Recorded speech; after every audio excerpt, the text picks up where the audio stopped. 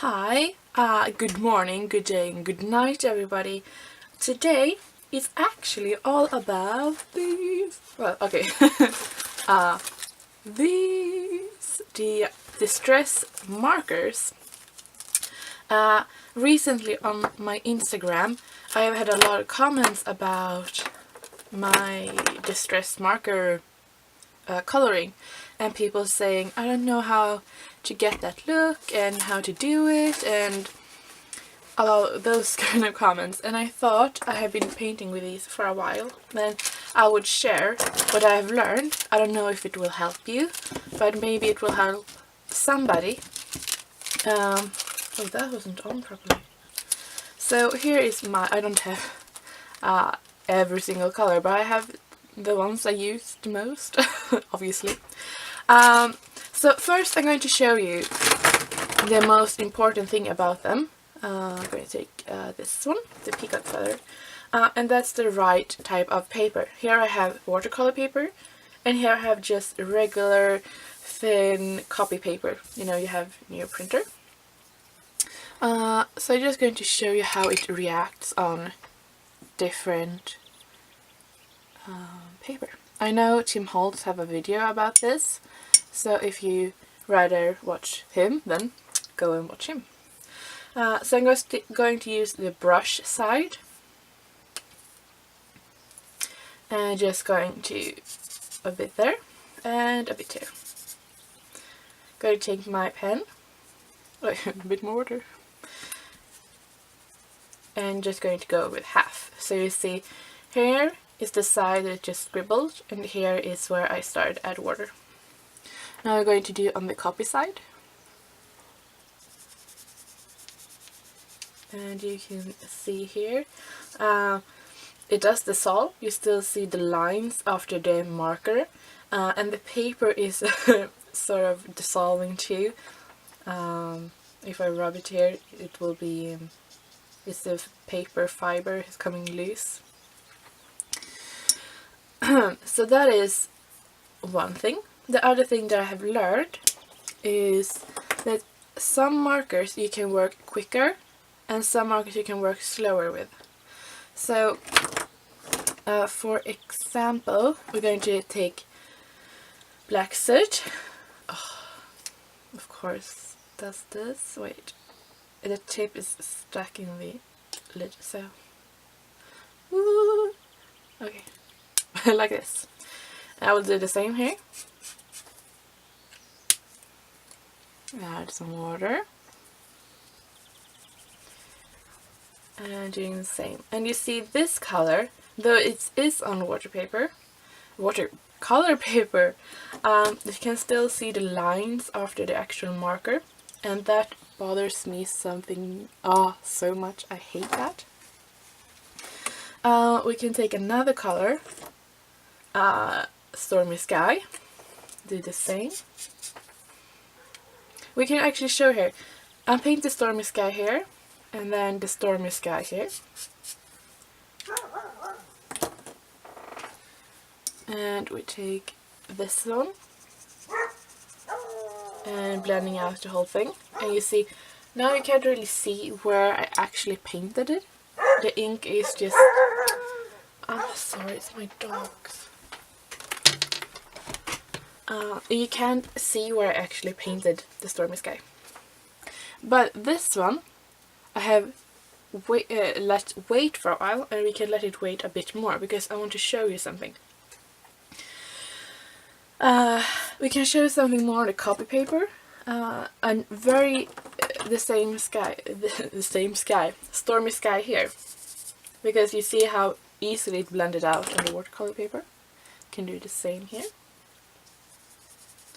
And you see, you get a lot of ink, but where it was painted, it soaks in too. You get these little dots.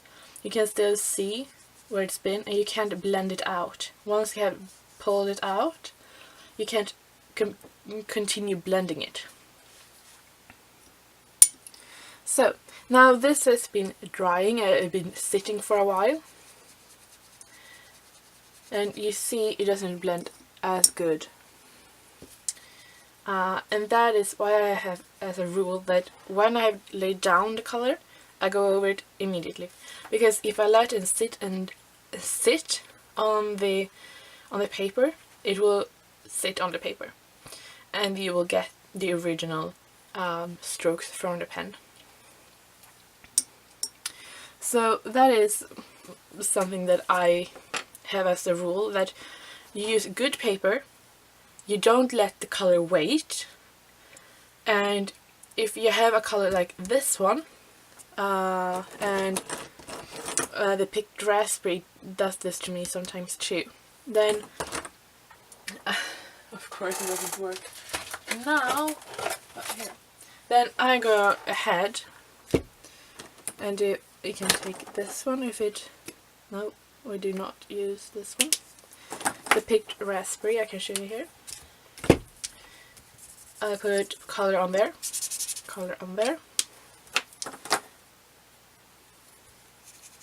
and you see I still get that, and that is immediately. I haven't had that color sit and wait. But if I pick up the color on my acrylic block here, I don't have that problem. So it's getting to know your colors, getting to know your markers, knowing what works for them, and how to get the best effect with them. Another thing you can do, I'm going to take that one away a bit. Woo! That came back. If you want to have a really cool background, we're going to go with forest moss. Just is a big color, it's a strong color. Like that. Take your water bottle. Like that.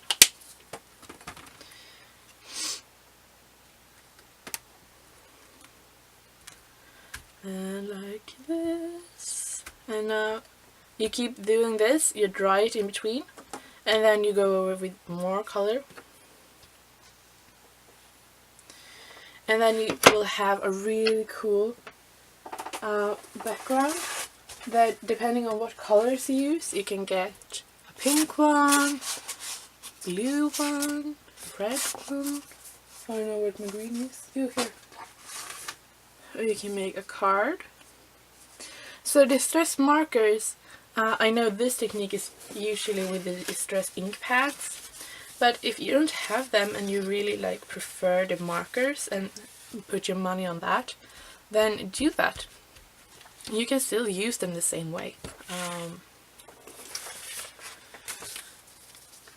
So once again, I know I've completely ruined it for you. So that is what I have learned about the distress markers, just as the markers. And I use them mostly for coloring stamps and painting, as you have seen. But yeah, as a rule, good paper, don't let the color wait, and use a good brush. This is a really watercolor brush. It has like some animal hair to it, and they hold its shape when they are dry. I can show you some who are not a good quality. Don't really hold its shape. I did learn a trick that if you load your brush up with water and then you flick it, it still holds its shape. Now I have water everywhere. But yeah, a good brush will make it so much easier, because the brush will hold its shape and really push the color.